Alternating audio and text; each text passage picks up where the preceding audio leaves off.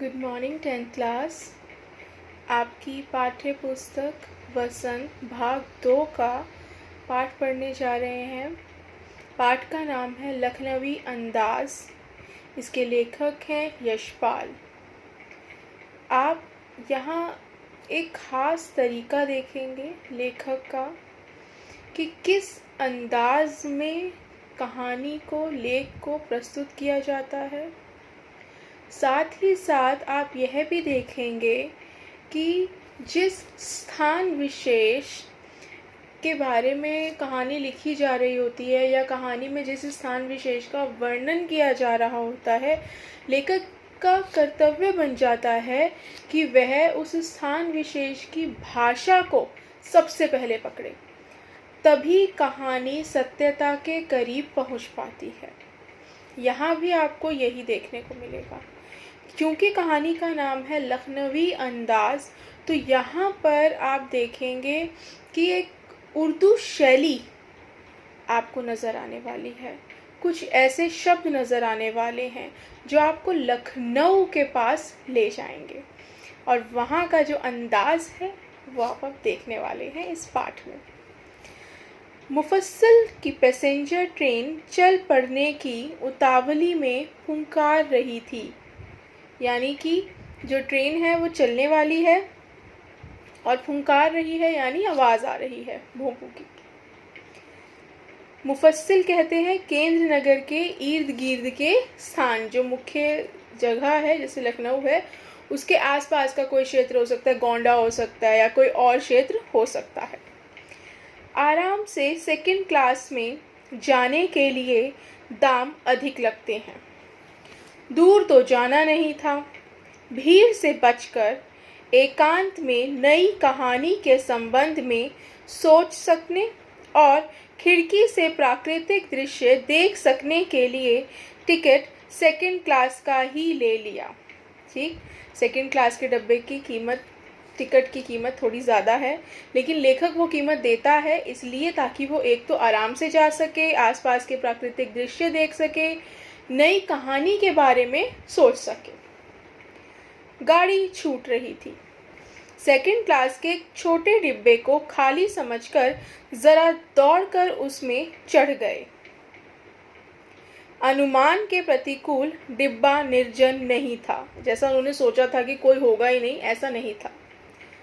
एक बर्थ पर लखनऊ की नवाबी नस्ल के एक सफ़ेद पोश सज्जन बहुत सुविधा से पालथी मारे बैठे थे। यानी नवाबी नस्ल के ऐसे व्यक्ति जिनको देखकर ही नवाबियत झलक रही है, ऐसे व्यक्ति, एक भद्र व्यक्ति, अच्छे व्यक्ति वहाँ पर बैठे हुए लग रहे थे कि सज्जन व्यक्ति कोई बैठा है। सामने 2 ताज़े चिकने खीरे तौलिए पर रखे थे। डिब्बे में हमारे सहसा कूद जाने से सज्जन की आंखों में एकांत चिंतन में विघ्न का असंतोष दिखाई दिया। यानी उन्हें एकदम से लगा कि अरे कौन आ गया। सोचा हो सकता है यह भी कहानी के लिए सूझ की चिंता में हो, या खीरे जैसी अपदार्थ वस्तु का शौक करते देखे जाने के संकोच में हो। उन्हें शायद हो सकता है कोई नई कहानी उन्हें भी सोचनी थी, जैसे यशपाल को सोचनी थी, या फिर एक खीरा, एक मामूली खीरा अपने पास रख के बैठे हैं तो उन्हें संकोच हुआ, अरे ये व्यक्ति क्या सोचेगा मेरे बारे में कि मेरे पास खीरा है, मैं खीरा लेकर बैठा हूँ। नवाब साहब ने संगति के लिए उत्साह नहीं दिखाया। हमने भी उनके सामने की बर्थ पर बैठकर आत्मसम्मान में आंखें चुरा ली, कि उनकी तरफ देखा ही नहीं तो बेइज्जती हो जाती ना, क्योंकि नवाब साहब देख ही नहीं रहे हैं। ठाली बैठे कल्पना करते रहने की पुरानी आदत है।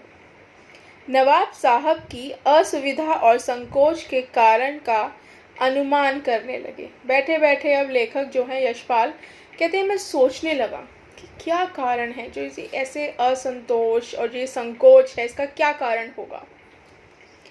संभव है नवाब साहब ने बिल्कुल अकेले यात्रा कर सकने के अनुमान में किफ़ायत के विचार से सेकंड क्लास का टिकट खरीद लिया हो, और अब गवारा न हो कि शहर का कोई सफ़ेद पोश उन्हें मंझले दर्जे में सफ़र करता देखे।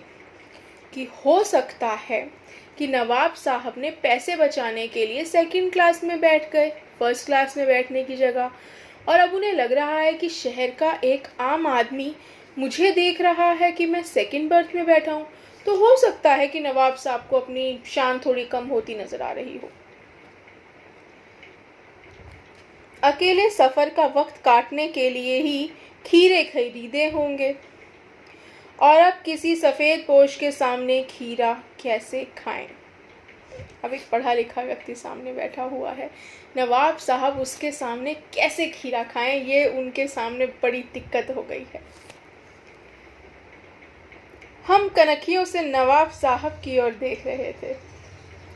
नवाब साहब कुछ देर गाड़ी की खिड़की से बाहर देखकर स्थिति पर गौर करते रहे।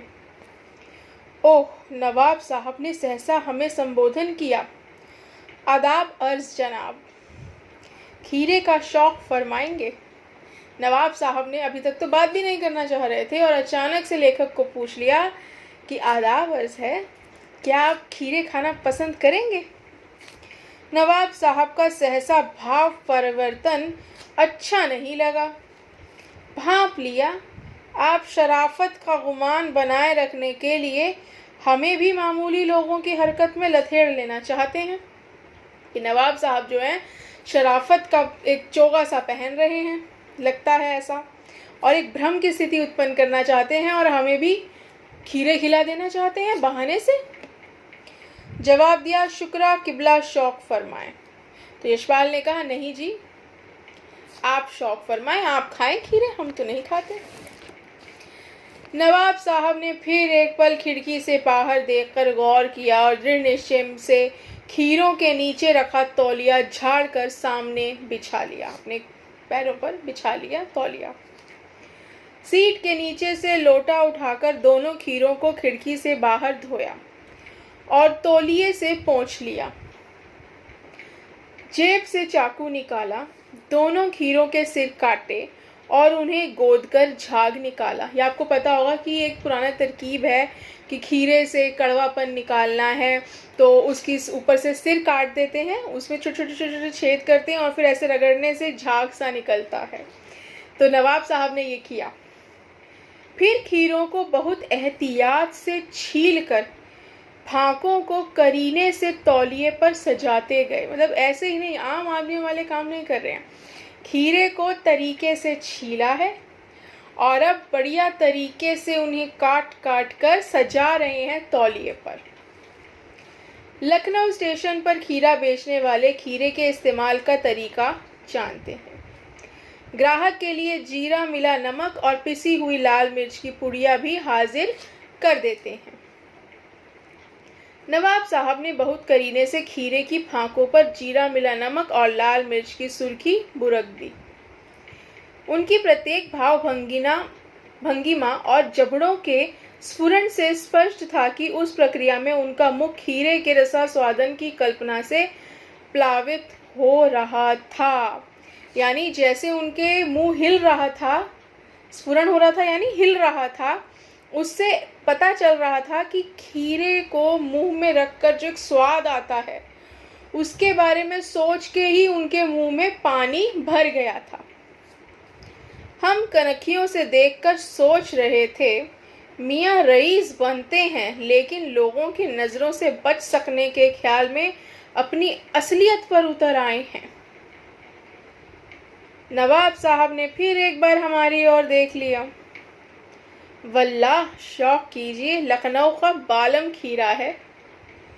नमक मिर्च छिड़क दिए जाने से ताज़े खीरे की पनियाती फांकें, पनियाती ना रसीली फांकें देखकर पानी मुंह में ज़रूर आ रहा था, लेकिन इनकार कर चुके थे। अब यशपाल जो है वो इनकार कर चुके हैं, अब कैसे खाएं?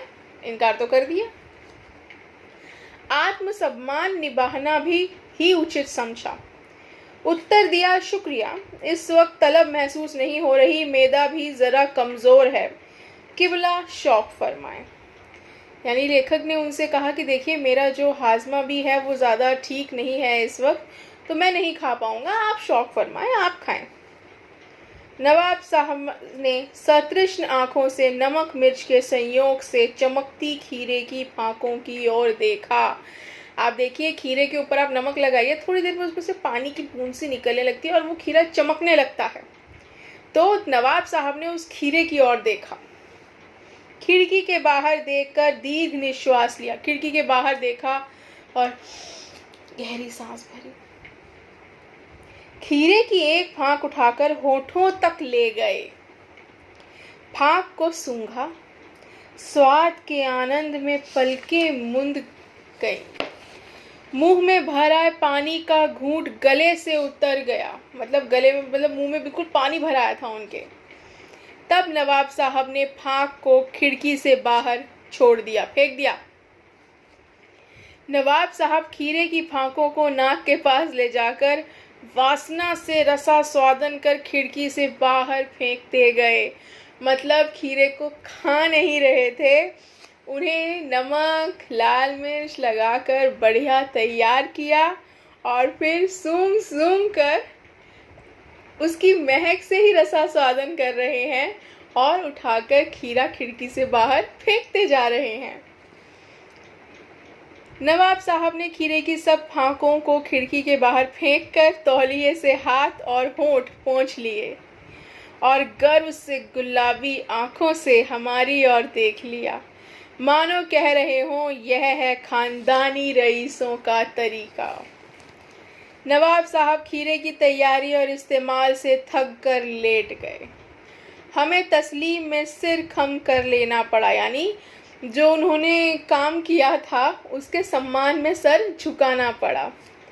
यह है खानदानी तहजीब, नफासत और नज़ाकत, यानी खानदानी तहजीब, स्वच्छता और कोमलता, कि कैसे कोमल तरीके से उन्होंने खीरों को छीला है, कैसे उन्हें नमक मिर्च लगाया है और फिर कैसे कोमलता के साथ फेंकते जा रहे थे। हाँ, ये नहीं कि बस खीरे छीले और खा गए, नहीं, वो नवाबियत के खिलाफ समझा गया है यहाँ। हम गौर कर रहे थे खीरा इस्तेमाल करने के इस तरीके को खीरे की सुगंध और स्वाद की कल्पना से संतुष्ट होने का सूक्ष्म, नफीस मतलब बढ़िया, या एब्स्ट्रैक्ट तरीका ज़रूर कहा जा सकता है। एब्स्ट्रैक्ट होता है जो अमूर्त हो, जो समाज में व्याप्त नहीं है, ठीक है, कुछ अलग धारणा। परंतु क्या ऐसे तरीके से उधर की तृप्ति भी हो सकती है? कह रहे हैं कि क्या इस तरीके से पेट में जो भूख लगी हो उसको भी शांति मिल सकती है? यशपाल सवाल कर रहे हैं। नवाब साहब की ओर से भरे पेट के ऊंचे डकार का शब्द सुनाई दिया और नवाब साहब ने हमारी ओर देखकर कह दिया, खीरा लजीज होता है, लेकिन होता है सकील, यानी आसानी से पचता नहीं है, नामुराद मैदे पर बोझ डाल देता है। ज्ञान चक्षु खुल गए, पहचाना ये है नई कहानी के लेखक। खीरे की सुगंध और स्वाद की कल्पना से पेट भर जाने का डकार आ सकता है, तो बिना विचार, घटना और पात्रों के लेखक की इच्छा मात्र से नई कहानी क्यों नहीं बन सकती। यहाँ पर अगर हम इस पूरे पाठ को समग्रता से देखें तो यशपाल ने नए लेखकों पर व्यंग्य भी करा है कहानी के माध्यम से, कि किस तरह से नवाब साहब को हमने देखा कि खीरा उन्होंने खाया भी नहीं, सिर्फ सूंघा और उनको डकार भी आ गया, पेट भी भर गया उनका। तो यशपाल कह रहे हैं नई कहानीकार इस तरह से कहानी लिख रहे हैं कि ना तो पात्रों का कुछ पता चल रहा है, ना कथानक का पता चल रहा है, और वो अपने आप को कहानीकार भी कहते हैं और कहानियाँ लिख भी लेते हैं। तो यशपाल ने यहाँ पर व्यंग्य किया है, ठीक है। तो आज ये पाठ हमारा पूरा होता है। उम्मीद है आपको समझ आया होगा। आप इस चैनल को लाइक और सब्सक्राइब ज़रूर करें, ताकि जैसे ही मैं नई वीडियोस डालूं आप लोगों को वो वीडियोस दिख जाएं, ठीक है। और इसके प्रश्न उत्तर जो हैं वो मैं आपको भेज दूँगी, ठीक है बेटा। Okay 10th class, bye.